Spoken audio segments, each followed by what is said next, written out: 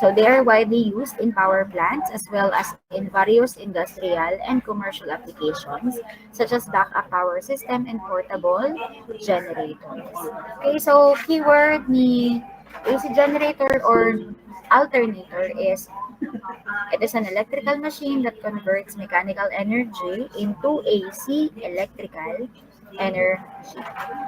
So meron tayong different types of generator according to their construction, to their principle of operation, and to the number of phase. Ano? So madami tayong types ng generator. So dun muna tayo sa two types of generator according to their construction. So first is the rotating armature AC generator.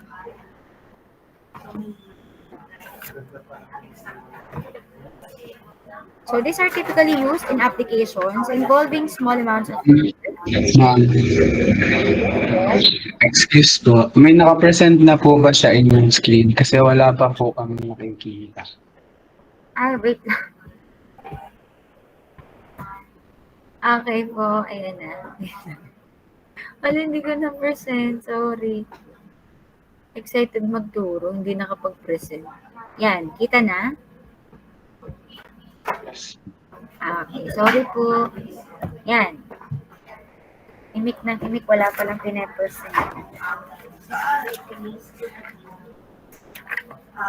Yan. So, ulitin ko pa ba yung part na to? Or carry na? Okay na, no? So dito tayo kay rotating armature AC generator. So, these are typically used in applications involving small amounts of power. With larger amounts of power, more current flows occurs through the slip rings and brushes. So it is difficult and expensive to build slip rings and brushes to carry large amounts of current. So therefore, most large AC generators are rotating field generators. Okay, so kasi si rotating armature generator is, di ba yung currents natin is dumadaan sa kanila, kay slip rings at saka sa brushes, papunta sa AC output pagka rotating armature.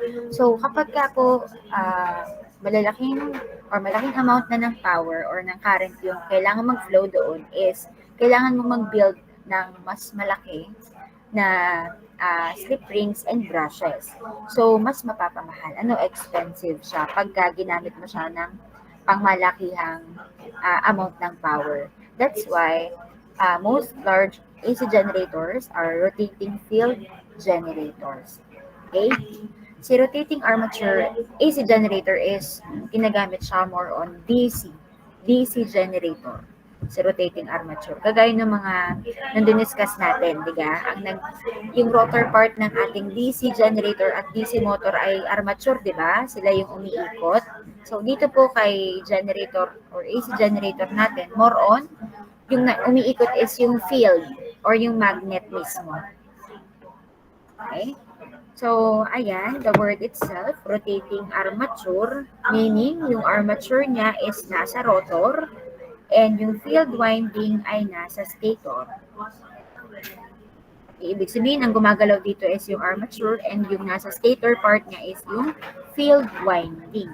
Samantalang, yung rotating field AC generator naman, the word itself, rotating field. That's why it has a field winding on the rotor and armature in the stator.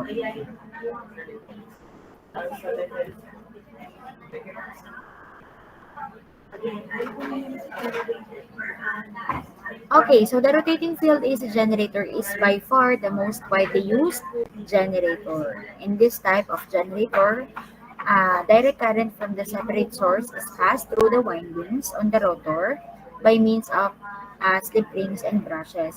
Ibig sabihin, yung nasa slip rings at brushes dito is yung field excitation niya or yung pinaka DC input supply.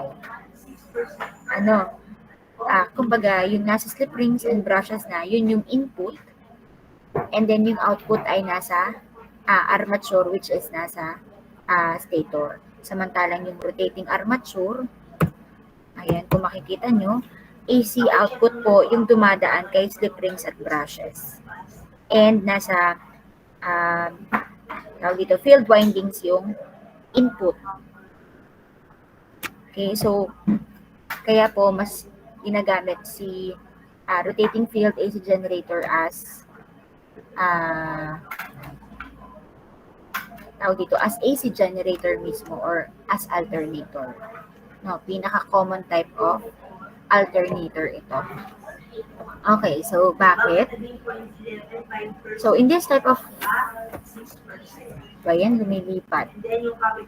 So in this type of generator, direct current from a separate source is passed through the windings on the rotor by means of slip rings and brushes.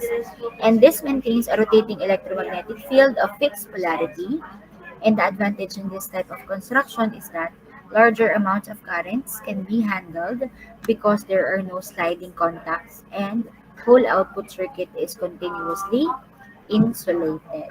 Slip rings and brushes are adequate for DC field supply because the current levels in this field is much smaller than the armature circuit. Ibig sabihin, yung dumadaan dito sa slip rings natin at brushes ay field excitation lamang.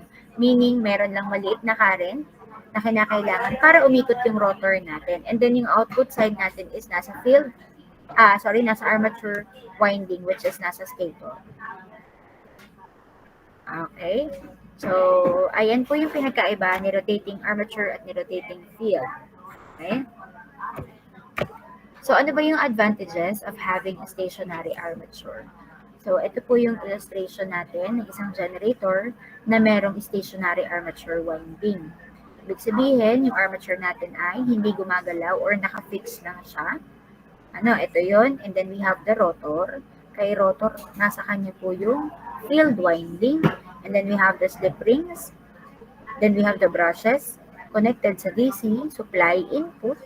And then yung output natin na 3-phase ay nasa armature winding.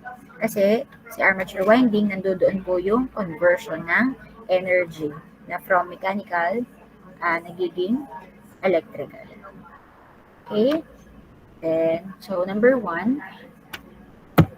the output current can be led directly from fixed terminals on the stator to the load circuit without passing through the brush contacts. So, yun po yung isa niyang advantage. Hindi daw kailangan dumaan ng brush contacts yung output current. Kasi nga, nandoon yung DC supply input and yung output is nasa stator or armature winding. Next, number 2, it is easier to insulate stationary armature winding of high AC voltages, which may have a high value of as 30 kV or more. Then the sliding contacts are transferred to the low voltage, low power DC field circuit, which can therefore easily insulated. So, ang sinasabi dun ay itong slip rings natin, which is merong sliding contacts with the brushes. Okay, so nasa low voltage side siya. That's why madali siyang i-insulate. Next, yung number 4, the armature windings can be more easily braced to prevent any deformation which could be produced by mechanical stress set up as a result of short circuit current and the high centrifugal forces brought into play. Ibig sabihin, yung armature windings natin, dahil nga siya ay nanduloon sa stator part, so siya ay nape-prevent yung deformation niya, which is cause ng mechanical stresses or yung pag-ikot. So, siya ay hindi siya prone sa deformation.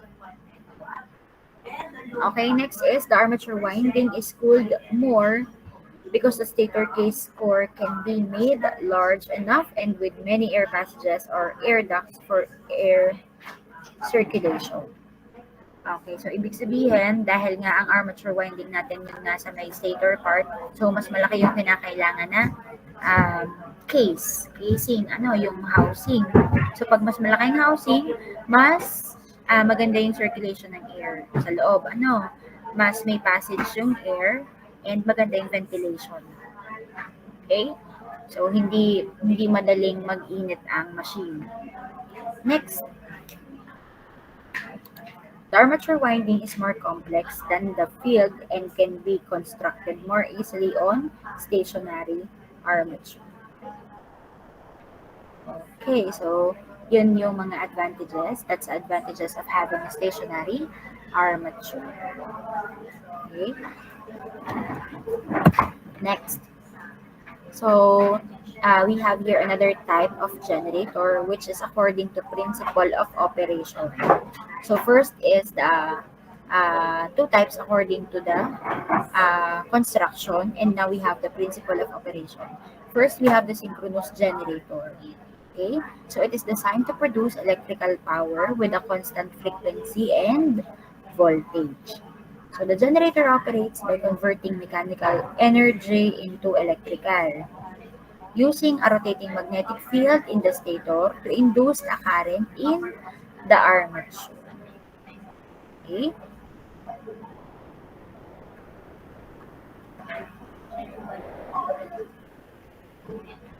So in a synchronous generator, the rotor rotates at the same speed as the rotating magnetic field in the stator. Hence, the name is synchronous.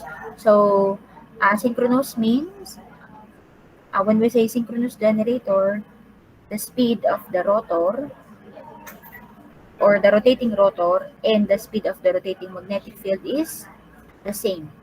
No, they are equal. Same speed. Okay, that is the key word. Ano? Then we have the rotor of the generator is equipped with a set of fields. Yes po. Hindi po ba lumilipat ang aking ano? Okay po. May concern po ba? Or napindot lang? Napindot lang po, ma'am. Akala ko may concern. Synchronous generators are commonly used in power plants where they are connected to power grid to supply electrical power to consumers. Okay, so ang ginagawa po dyan is from generation, transmission, distribution, and consumer. Okay, so ganun ano. So they are also used in backup power system and emergency generators where a reliable and constant source of electrical power is required. So another keyword for synchronous generator. So it is a generator which is driven at a constant speed or synchronous speed. Okay.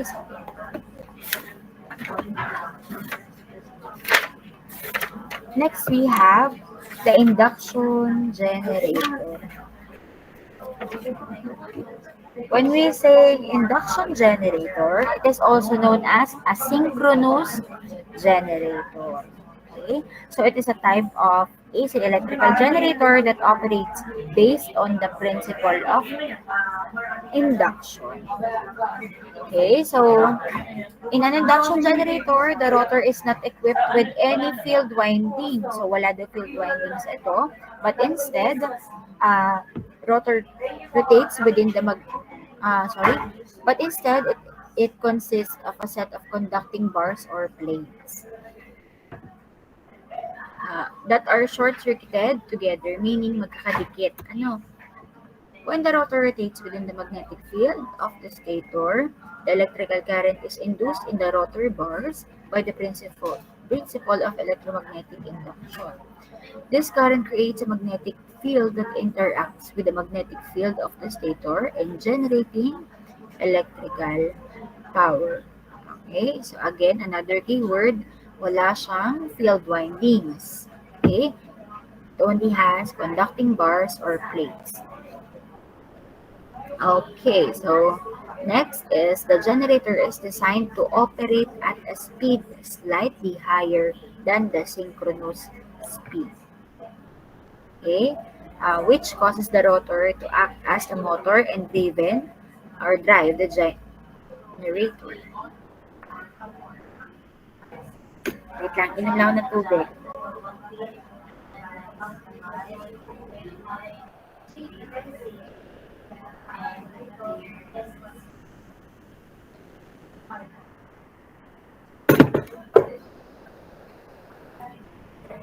Okay.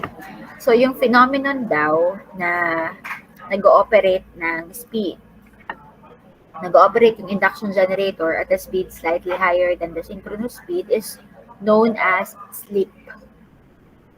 Okay, slip. And yung difference naman daw between the synchronous speed and the actual operating speed of the generator is called the slip speed. Okay, naintindihan yon? So, ibig sabihin, sa induction generator runs with a speed above the synchronous speed. Di ba may synchronous generator tayo? Okay. So, ito, asynchronous. So, mas mabilis ng kaunti ang asynchronous speed kesa sa synchronous speed. And yung difference ng dalawang yun ay yung slip speed. Okay? So, induction generators are commonly used in wind turbines where they are connected to the power grid to supply electrical power to consumers. They are also used in hydroelectric power plants where the water flow drives the generator and the grid provides the magnetizing current to the stator. Okay, so that's the two types of generator according to the principle of operation. We have the synchronous and induction generator, which is also known as asynchronous generator.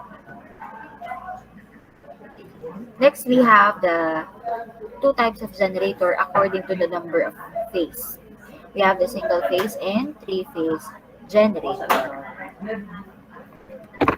Okay, when we say single phase generator, it is also known as single phase alternator, which is an alternating current electrical generator that produces a single continuously alternating voltage.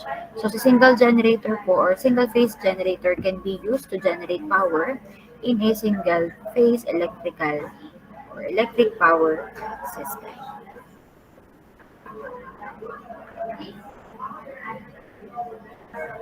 Okay, so sa single phase generators po are typically more affordable but are mainly used for only residential applications and should only be used with the low power appliances or low power applications and equipment. Okay, that is single phase generator. Then we have the three phase generator, which is also known as polyphase, which work by producing three separate waves of AC power that operate in a sequence, ensuring that there is always a continuous flow of energy and that the power level never dips as it does with the single phase generators. Okay, so most electric power is generated and distributed as three phase rather than a single phase power according to this or following reasons. No, first is the cost of transmission is less than for the same voltage and power in a single phase system. Okay?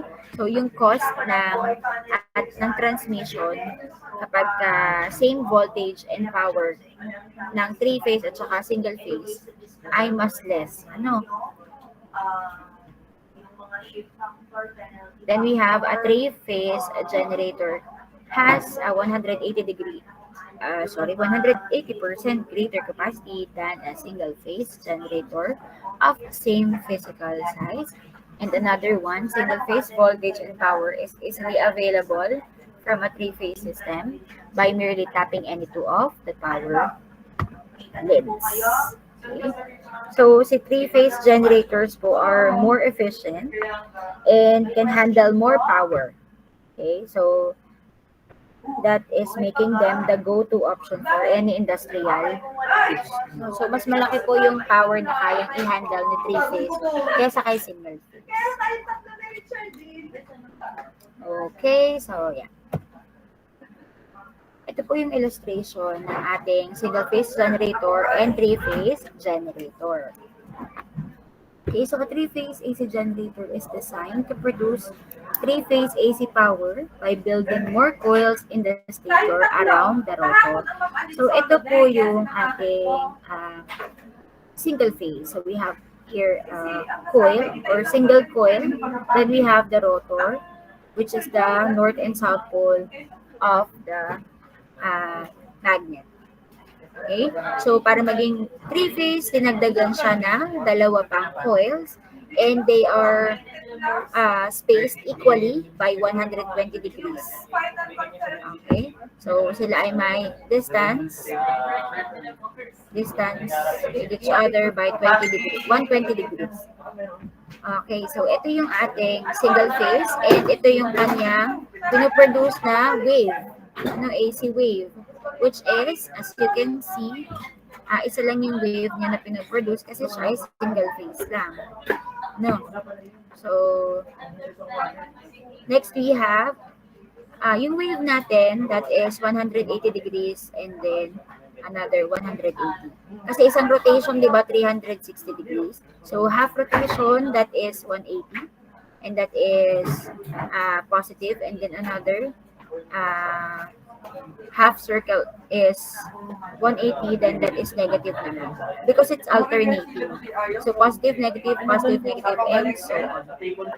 on. Then, three-phase generator naman, as you can see, meron siyang tatlong waves. We have the A, B, and C. Okay, so, kung makikita niyo sa illustration, mas continuous yung kanyang supply. Ito kasi medyo may gap May gap siya. Wherein, kaya, pang lang siya, small amount of power. Samantalang ito ay pang high amount of powers. Okay? So, meron siyang continuously alternating voltage. Okay, so we have here alternator cutaway. We have the housing. We have the rotor. So, yung rotor, it's either the armature or field winding. Then we have the stator. So, si stator, pwede rin siya maging armature, pwede rin siya maging field winding. We have the bearings. Bearing naman po, meron tayong front bearing and rear bearing. We have the slip ring. Okay? So, it's either yung slip ring natin is nandiyan yung source or nandiyan yung output. Then we have the voltage regulator, rectifier, and then hardware. So we have your typical Bosch alternator. Bosch is a brand. So we have the pulley. So dyan po nakakonect yung tali or belt. Parang yung mechanical input part. Then we have the front bearing, which is the larger bearing. We have the rear bearing or that is smaller than the front bearing. We have the rotor assembly. Siya yung nag-rotate dito sa loob. Then we have the stator. Stator is yung hindi gumagalaw na part ng ating alternator. Then we have the case or housing. Then dito kay Bosch alternator, magkasama si carbon brushes at saka yung rectifier combination. Then we have the another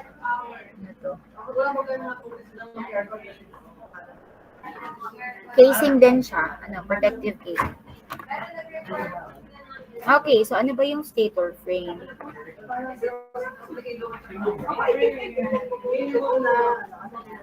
Okay, so in DC machines, the outer frame or the yoke serves to carry the magnetic flux. Okay?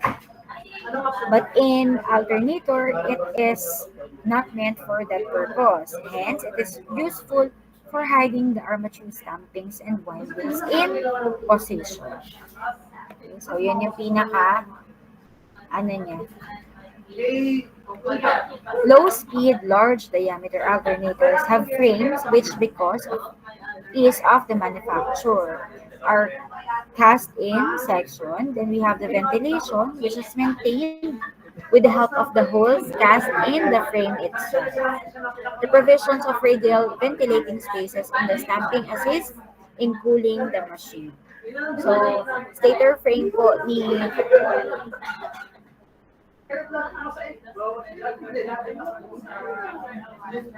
Okay, so dahil nga kay AC generator, more on rotating field winding tayo. So yung stator natin is armature.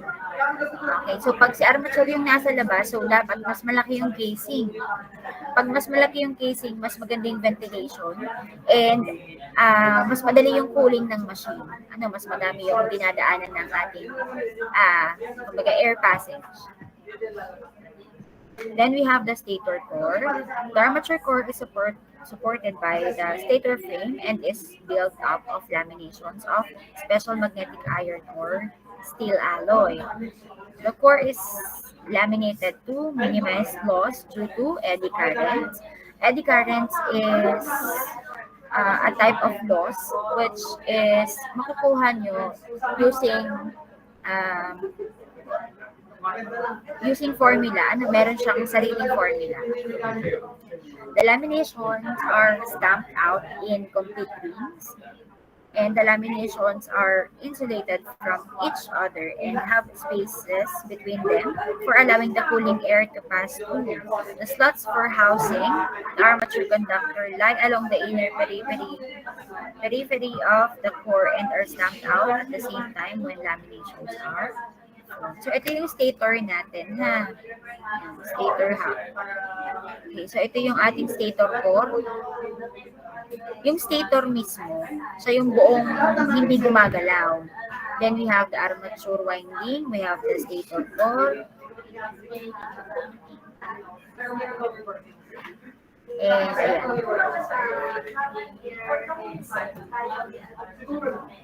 Okay, next is rotor.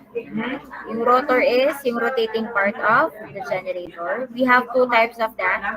We have the salient pole and non-salient pole. Si salient pole po is a type of rotor consists of large number of projected poles. And it is mounted on a magnetic wheel. The projected poles are made up from laminations of steel and the rotor winding is provided on these poles and it is supported by pole shoe. So, alin ba yung salient pole na yun? So, ito po yung salient pole natin na rotor. Okay? So, sabi po, si salient pole daw have large diameter and shorter axial length. Okay? So, it is generally used in lower speed electrical machines, say 100 RPM to 1,500 RPM. Okay, so, ibig sabihin, paglaki ng diameter, hi sir, paglaki ng diameter, pagbagal ng rotation nito or ng revolution. That's why it's for lower speed electrical machines. Okay? And then we have the non-salient pole, which is a cylindrical shape having parallel slots on it to place rotor windings. It is made up of solid steel. Sometimes they are also called as a drum rotor. So ito po yun. This is your non-salient pole. So as you can see, it is smaller in diameter but having a longer axial length. So kung i-compare mo siya sa non-salient pole na rotor, malaki ang difference nila. Diba?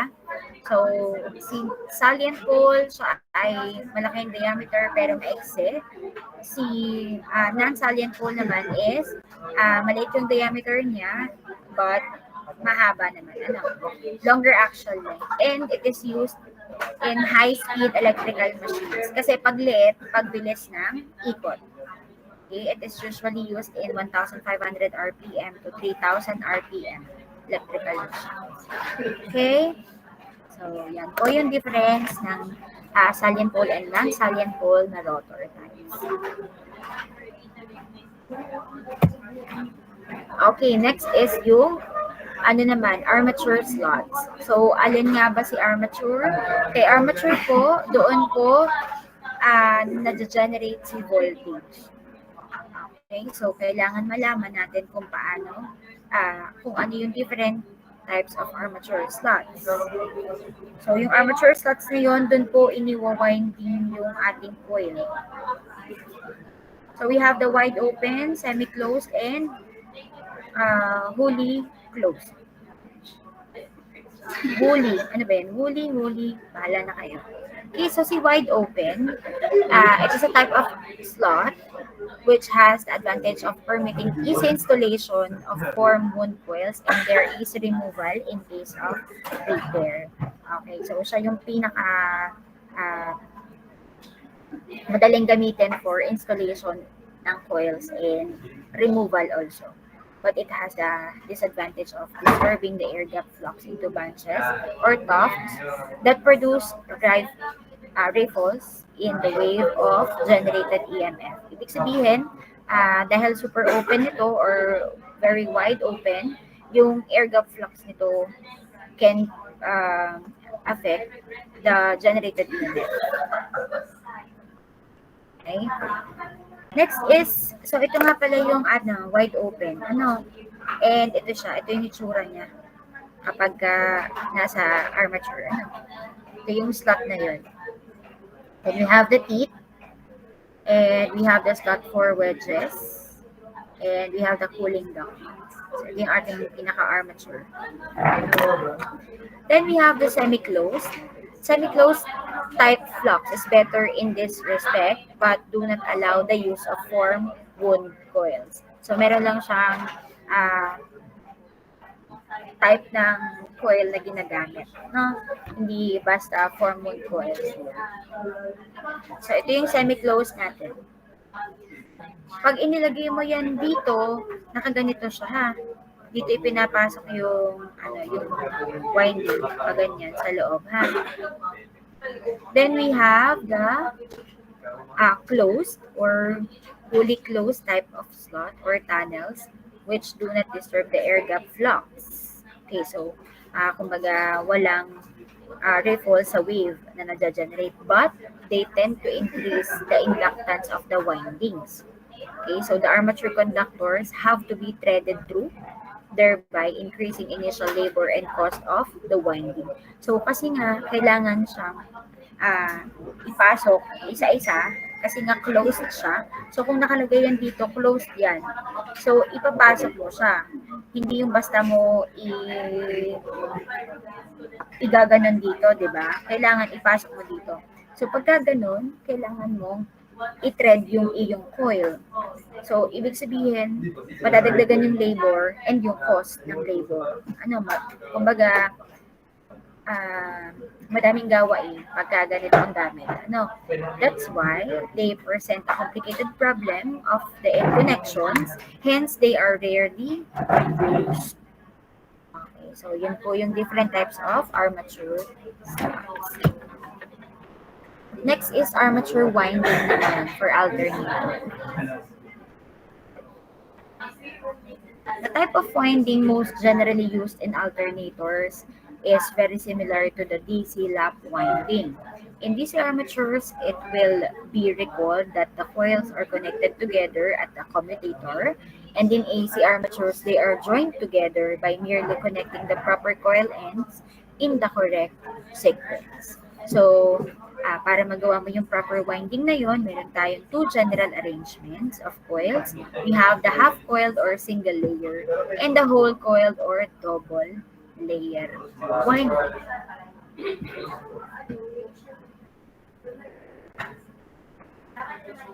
Okay, so we have here for single layer winding or half-coil, ito yon. Okay, so as you can see, yung number of slots natin is equal to the number of coil sides. Okay, number of coil sides. Alin ba yung coil sides?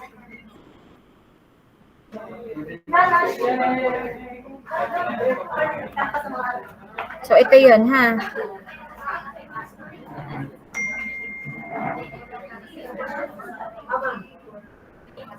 Okay, so meron tayong conversion dyan.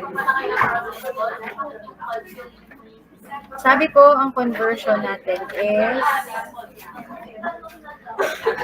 pagka single layer winding or half coil, we have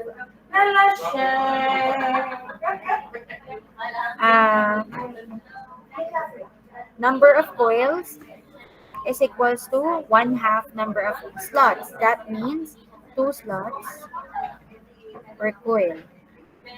And then for the whole coiled winding or double layer winding, we have a number of stator slots is equals to 2 times the number of coil sides. 1 pm. Okay, so 2 times the number of coil sides. So meron tayo dito conversion which is 1 coil per slot. So okay, malilito ha. Yan yung conversion niya.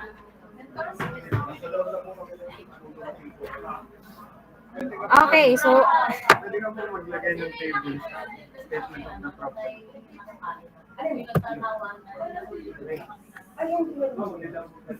okay, so dito na tayo sa computation. Bale, mag-gaisa lang po nung pinapanagdag po sa substance po ng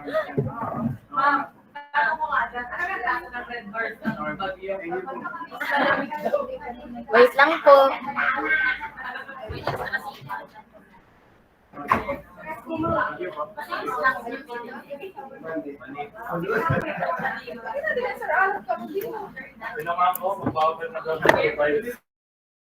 Wait lang po ha.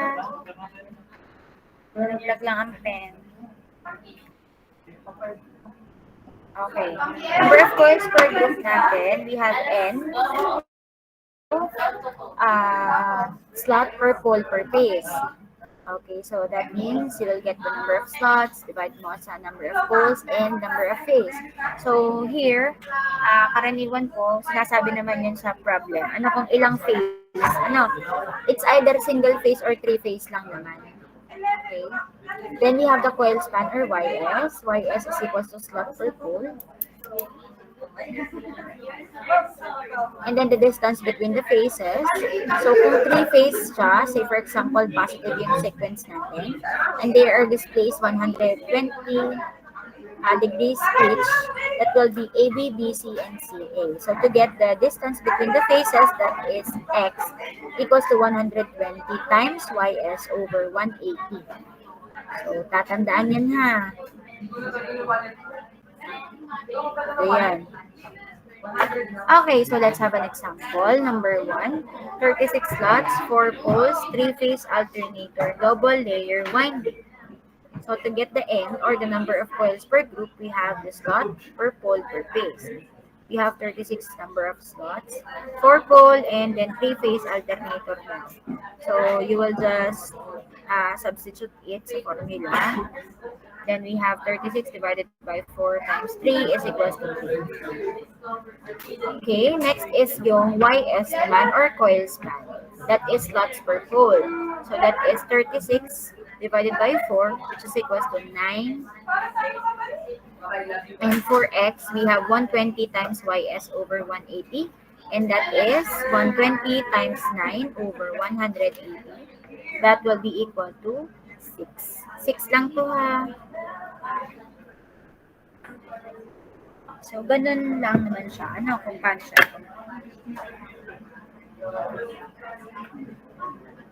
Okay, number 2. So, alam nyo na yan. Ano? We have 90 slots, 6 pole, 3-phase, single layer winding. So, wala pa dyang ano, wala pang bearing dyan sa pagsasolve na yan. Yung kung siya ay single layer or double layer winding. To get N, again, that is number of slots, 90. Pole is 6, and then 3-phase layer or 3-phase ang ating alternator. So that is equals to 5. To get YS, simply get the number of slots divided by number of poles. So 90 divided by 6 is 15. Then we have X, which is 120 times YS, which is 15 divided by 180, which is equals to 10. Okay, so pakitandaan ng mga formulas. And kung ano to, yun yung mga, ano nila ha, kung ano to, yun na yung kanilang unit. So that means N is equals to slot per pole per phase. Ang phase po ay ganito ha. Ganyan. Ha? Then we have here 9 slot per pole. And X is, ano ba to? Ano yung X? Distance between the faces. Distance, ID siya ay in terms of degree. Okay, so yan. Okay, so dito na tayo kay pitch factor or chording factor or coil span factor. Okay, so ano ba siya? No, siya daw ay ang ratio between the voltage generated in fractional pitch coil to the voltage generated in full pitch coil. Meaning, you can solve the pitch factor using this formula, generated voltage in full fractional coil.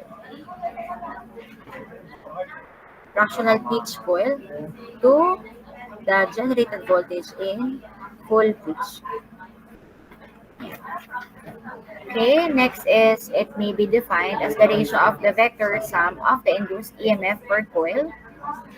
Okay, that means, kunyari merong induced voltage per coil, you will just sum it up. Isasum mo lang siya. And ratio of the EMFs of short pitch coil to EMFs of full pitch coil.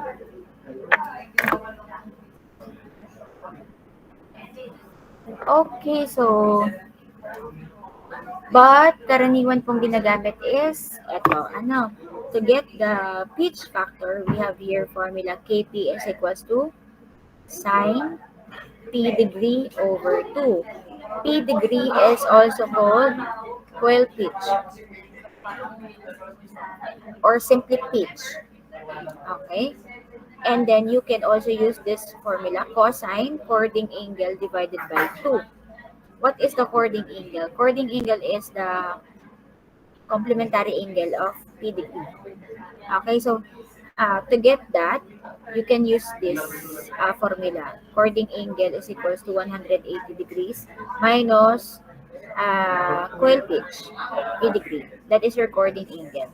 But yun naman ay gagamitin mo lang kapag hinihingi. Or kaya naman siya yung given.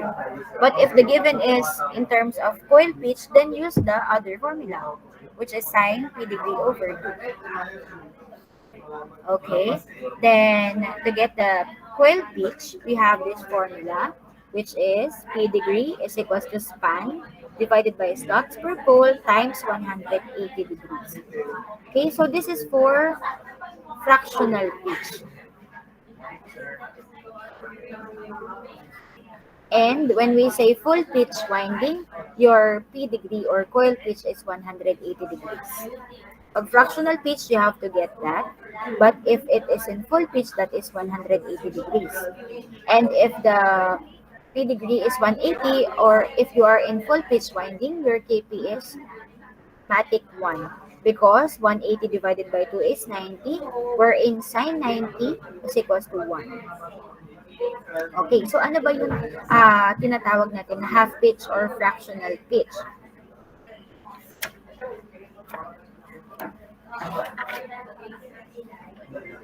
Okay, so ito yung ating half pitch. Tingnan mabuti. So, pag sinabing coil pitch, it is the distance between the two sides of a coil. So, we have here the coil 1 and the coil 2. Okay, so yun yung mga sides ng ating coil. So, distance between them, that is your pitch.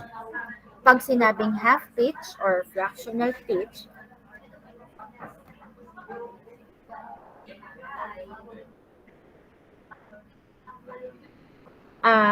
if the distance between the two coil side is less than 180 degrees, that is fractional pitch.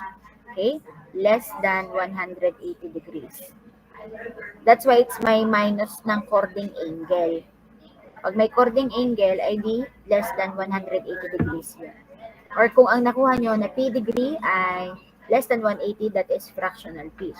Pagka naman po yung nakuha ninyo na distance between the two coil side is exactly equal to 180 degrees, that is full pitch. Okay? So, ayan.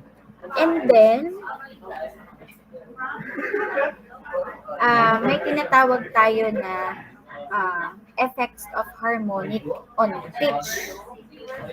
Effects of harmonic on pitch. Okay, so pag may pag may harmonic po na sinabi, say for example, third harmonic, fifth, sixth, etc. So you will just multiply this formula to that harmonic. No, yung cute harmonic. Meaning, kung pang ilang harmonic, yun yung i-multiply mo dito kay sine p degree over 2. Say for example, ang sabi sa problem is, get the pitch factor at the third harmonic. Then what will you do? You will just multiply this by 3. 3p degree over 2. And that is your Kp. When we say fourth harmonic, just multiply it by 4. When we say fifth harmonic, just multiply it by 5. And so on. Okay? So that's the effect of harmonics on the pitch factor. Okay, so yeah. So now that we know how to solve the pitch factor, let's have an example.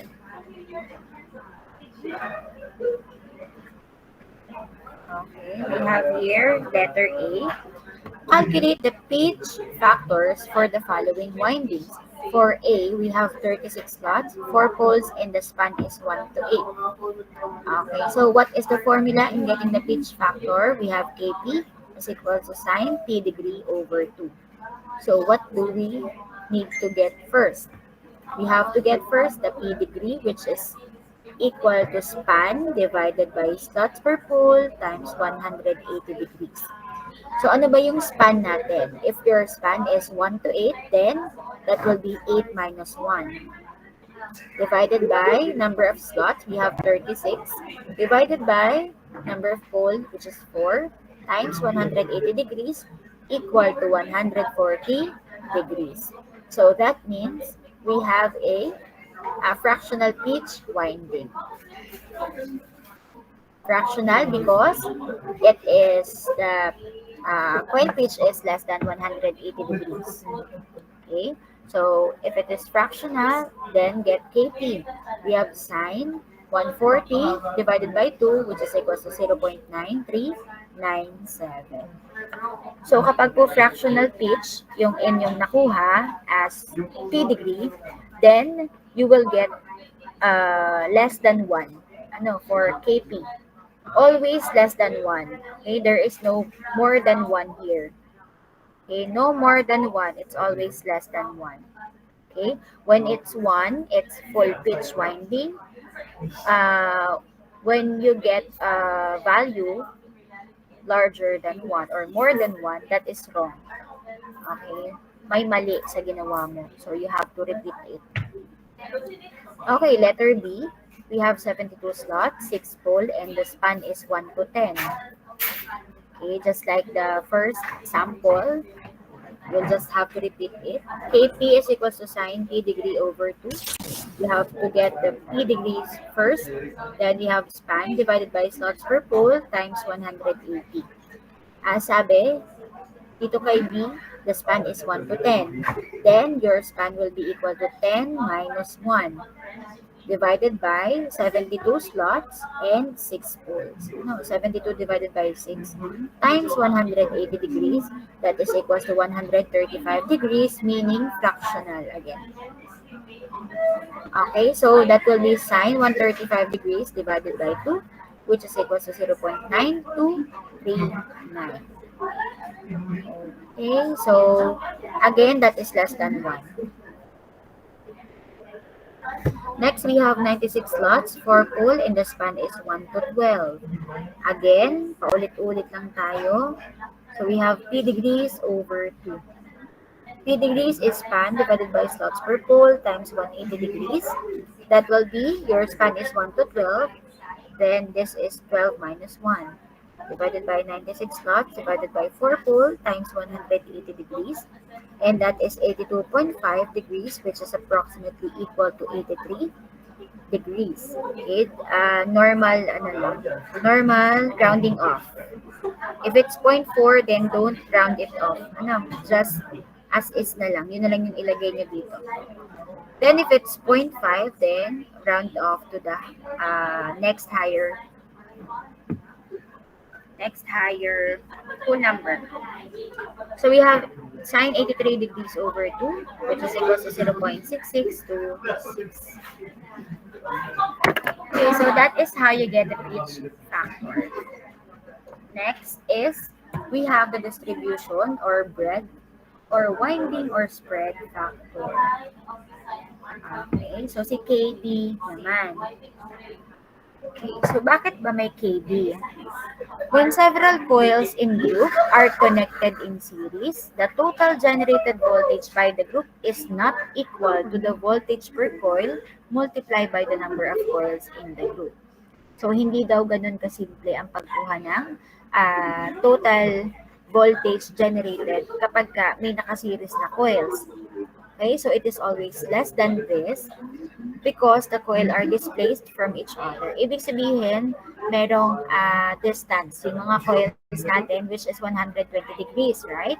That's why the voltage generated in the several coils are not in phase with each other.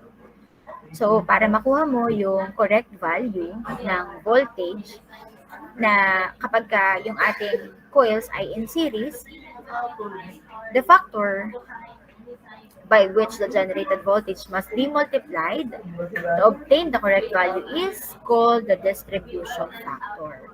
And it is designated by the symbol KD. That's why you need KD to get the generated voltage.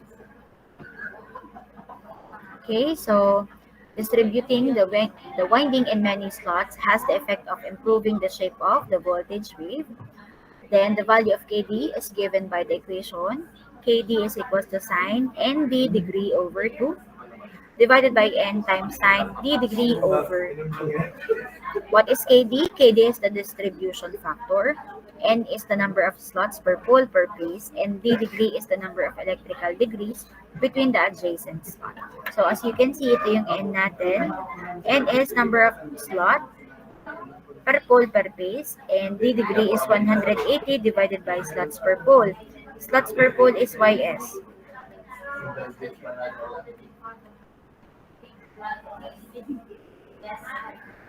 Okay.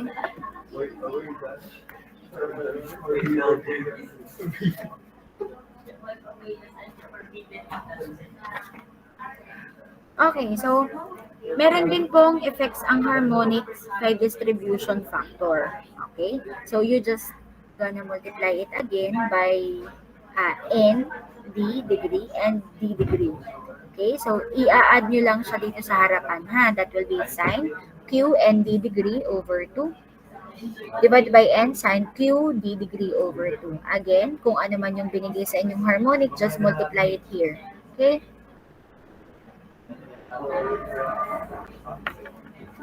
Okay, so now that you know how to get the KD, let's have an example. Okay, calculate the distribution factor for a 36 slots 4-pole 3-phase winding alternator. Okay, so KD, anong formula ni KD? Sine ND degree over 2 over N sine D degree over 2. So, yan, So, ang gagawin nyo, kuhanin nyo lang yung mga walang or nawawalang parameters. Si N and D. Sabi, si N daw ay slots per pole per phase. So, we have here 36 slots. Lagay nyo lang dyan. Substitute. We have 4 pole. 4 pole times 3-phase alternator. So, 36 divided by 4 times 3 is equals to 3. That is your N. How about your D degree or the distance or adjacent distance? We have 180 divided by slots per pole. So, that will be 180 divided by 36 slots, divide 4 pole, which is equals to 20. So, nakuha na natin si N and si D degree, makukuha na natin si KD. So, that will be sine. Ari po ay ano ha, 3 times 20 over 2. Ganyan po yan. Okay, so sine 3 times 20 over 2 divided by 3 times sine 20 over 2, and your answer will be equal to 0.9592. Okay, so again, that is less than 1 pa rin. Then we have number 5. A three-phase alternator has 6 slots per pole per phase. Determine the distribution factor or KD. Three-phase daw yung alternator natin. So, ang given ay 6 slots per pole per phase. Okay, so, that is already your N. Tama? 6 slots per pole per phase. That is your N. Kaya ito ay 6. Okay, so KD is ND degree over 2 divided by N sine D degree over 2. So, meron na tayong N. Kuhanin natin si D degree. Si D degree ay 180 divided by slots per pole. So, we need to get the slots per pole. Okay, so saan natin siya kukuhanin? So, from this given na 6 slots per pole per phase, pwede natin kuhanin si slots per pole or YS. Paano? You have to multiply it by 3 phase so that this phase will be cancelled. Diba? Para 6 slots per pole times 3 na lang siya. So that will be 18 slots per pole. Yan. Okay? So now that we have D degree, we can now get KD. So we have sine 6 times 10 divided by 2. That is 6 times 10 over 2. Over 6 times sine 10 over 2, which is equivalent to 0.9561. Okay, so that is how you get the distribution factor. Okay, so do you have any question kay pitch and distribution factor?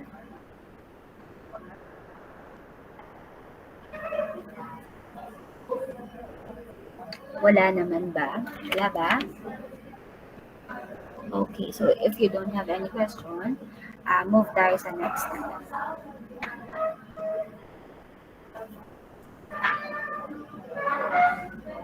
Okay, so later tayo dito sa mga parts, ha? Doon muna tayo sa pagkuha ng voltage. Ayan, dito muna. Mamaya ako mag-discuss ng parts and functions.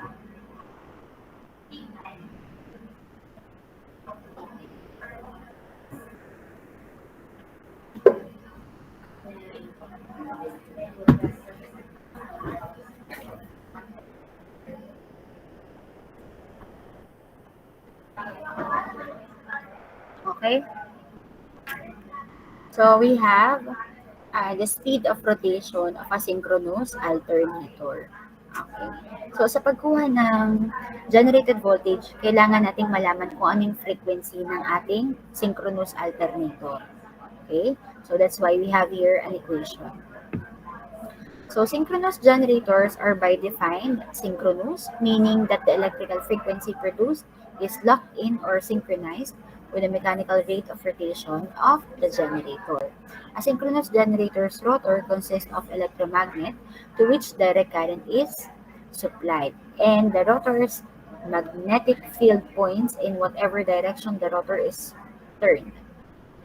Now that the rate of rotation of the magnetic field in the machine is related to the stator electrical frequency by the equation F is equals to NP over 120 degrees.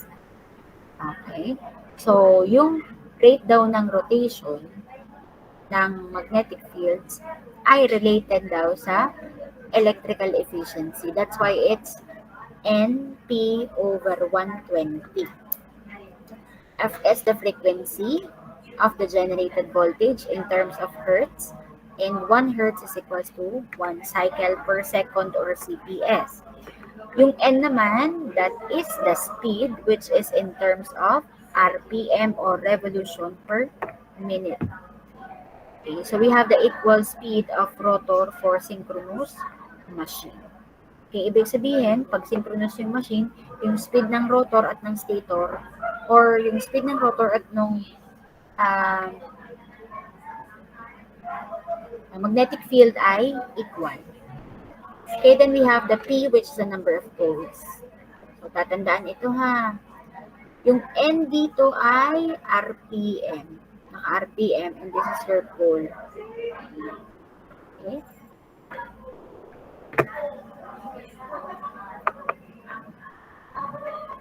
Since the rotor turns at the same speed as the magnetic field, this equation relates the speed of the rotor rotation to the resulting electrical frequency. Say for example, yung ating power generated ay 60 Hz. So the generator must turn at a fixed speed depending on the number of poles of the machine or on the machine. Example, 60 Hz yung power natin and 4 pole yung machine. Ano yung magiging speed ng ating rotor? ID 1,800 RPM. Okay, so ganun lang naman. Okay, so after ng pagkuha ng frequency, we have now RMS voltage per phase, which is given by the formula, this and this. So, itong EPH, that is generated voltage per phase. Gagawin ko na lang din siyang ganito ha, E per phase.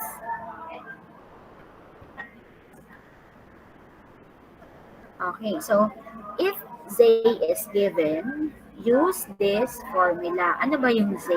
Si Z po ay conductors per phase. Ibig sabihin, yung Z ninyo ay naka-per phase dyan.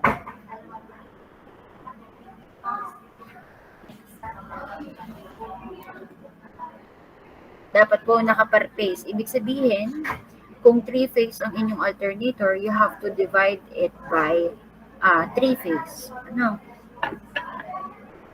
Next is, so we have 2.22 kpkb frequency, flux per pole, and Z per phase.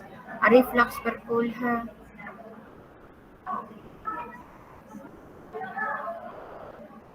Tapos, yung flux per pole natin, ito, pagka po in terms of Weber, ganyan na yan. Ano, in terms of Weber ito.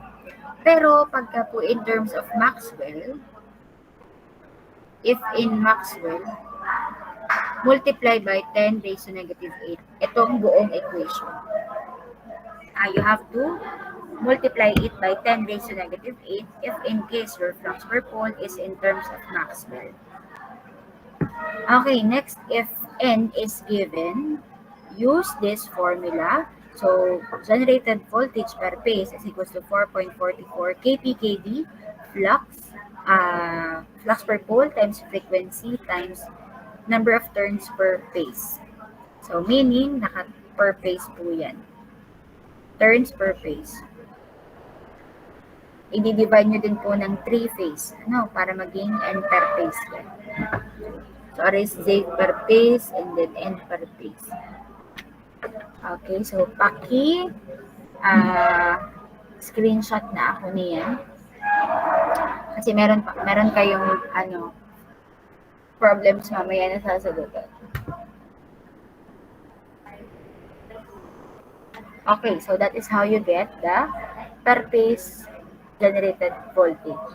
Okay, or tinatawag din siya na RMS voltage per phase.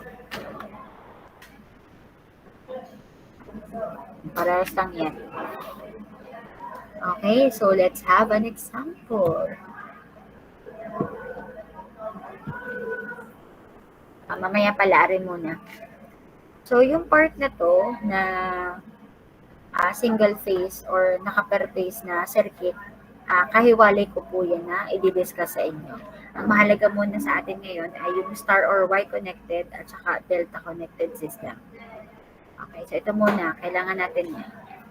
So, pag po yung ating tawag dito, connection is naka-Y or star connected, your line current is equals to the phase current.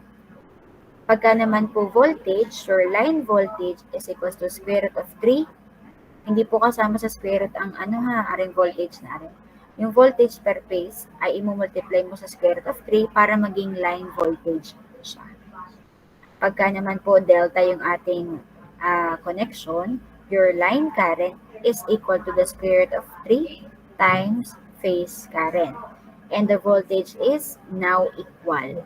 We have the line voltage equals sa phase voltage. So, tatandaan po itong conversion na ito ha.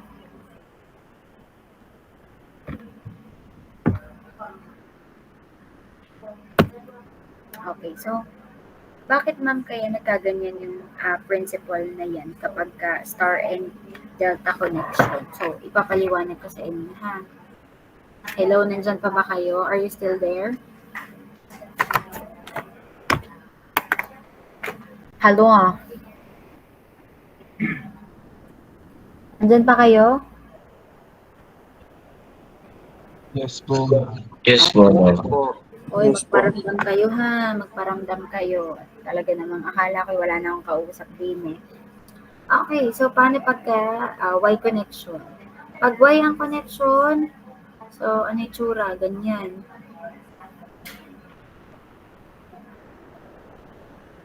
We have here terminal A, B, and C.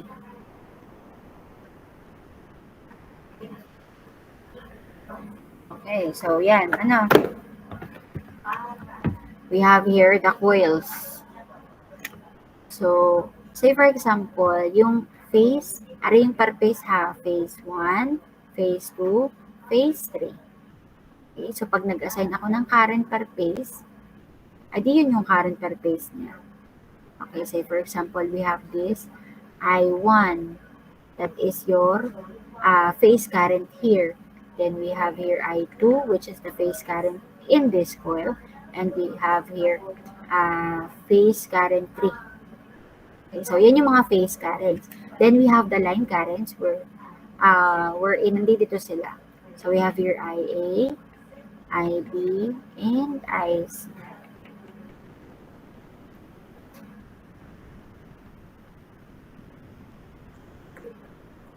Okay. So as you can see, yung nagfo-flow na current dito sa linyang ito, ng connection na ito ay I1 at IA, which is isa lang yung pinagfo-flowan nila. That's why they are equal. Diba ito yung line currents, line A, line B, and line C. And then is your phase current, I1, I2, and I3. So that kapag po Y ang connection, your I or line current is equals to the phase current. Dahil po nito. Ano, kita nyo naman sa connection, they are equal. Isa lang yung line na pinag-flowan nila. Okay, paano naman pag voltage? Pilit lang natin to ha. Pag voltage naman, so we have here, let's say, voltage here is, let's say, E1. Phase voltage here is E2. Phase voltage here is E3. Then we have the line voltage, which is, yun po ay line-to-line voltage. Meaning, nakakonect siya sa dalawang lines. Say, for example, we have here VAB. We have here VBC. And VCA. Pwedeng dito connected. So, kung iti-trace mo siya, yung voltage dito kay A and B, ito, hindi po siya equal sa voltage dito kay phase 1, phase 2, and phase 3. Okay, hindi sila equal kasi hindi naman sila in terms of parallel. That's why to get the line voltage, ito yung line voltage natin ha. Tapos nakuha mo yung phase voltage, you have to multiply it by square root of 3 pa. Okay, so ito yung mga phase voltage, and this is your line voltage. To get the line voltage, you have to multiply this one by square root of 3. Okay, that is for Y connection. How about in delta? So, delta,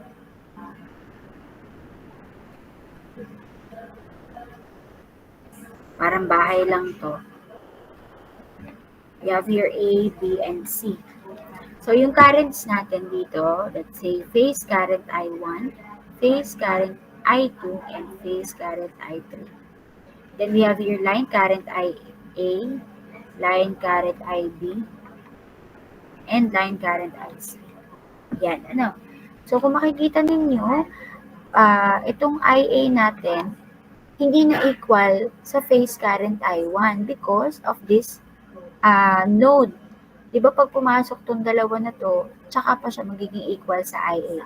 Parang IA is equals to I1 plus I2. So that means your IA is not equal to the phase current. So to get that line current, you have to multiply it by square root of 3. So that will be I phase. So equal naman yan yung I1, I2, and I3. Equal ang mga tawag dito, values niyan. Kaya kapag nakakuha ka ng isang I phase, i-multiply mo lang siya ng square root of 3. And that is your IL or line current. How about the voltage?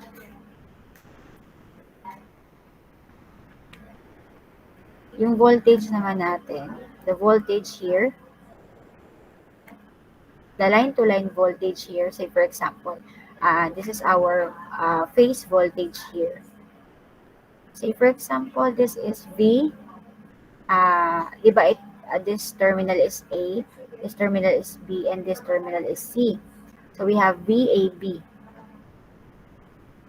That is your phase voltage, right? Naka-per-phase yan eh.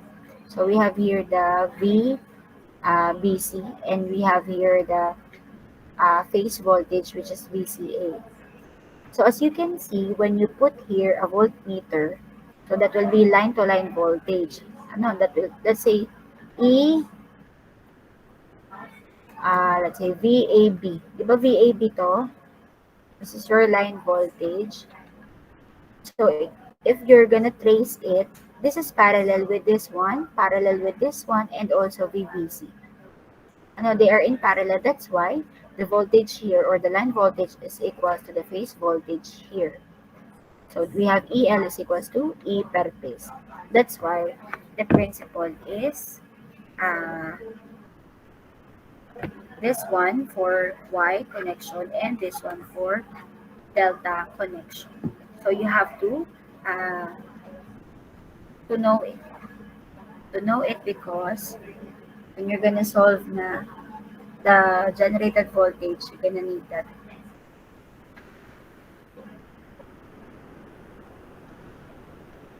Okay, so screenshot nyo na muna yan.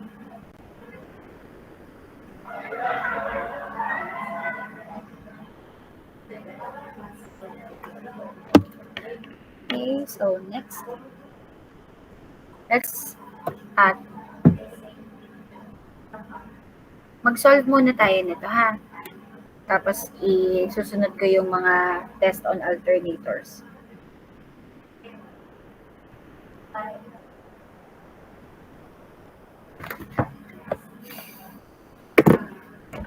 Pwedeng break time muna tayo ng 5 minutes.